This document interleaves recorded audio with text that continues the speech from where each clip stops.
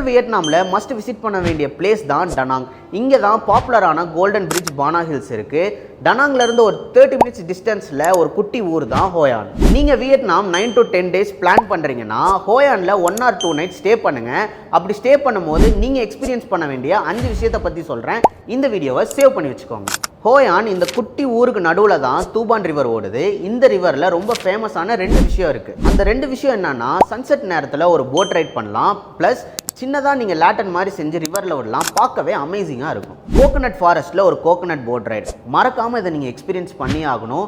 நான் சொல்ல மாட்டேன், நீங்களே இந்த வீடியோ பார்த்து தெரிஞ்சுக்கோங்க.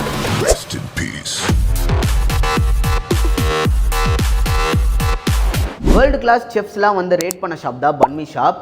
பன்மி தான் வியட்நாமோட பாப்புலரான ஃபுட் ஐட்டம். நம்ம ஊர் சப்வே சாண்ட்விச் மாதிரி இருக்கும். பாட்டரியில் உங்களுக்கு இன்ட்ரெஸ்ட் இருந்ததுன்னா தான் ஹா பாட்டரி வில்லேஜ்க்கு போங்க. நீங்களே உங்கள் கையால் பாட்டரி செஞ்சு வாங்கிக்கலாம். ஹோய் on memories land evening 4 PM மேலே தான் ஓப்பன் ஆகும். இது ஒரு ஓப்பன் தேட்டர். இங்கே லைவ் வாட்ச்லாம் நடக்கும்.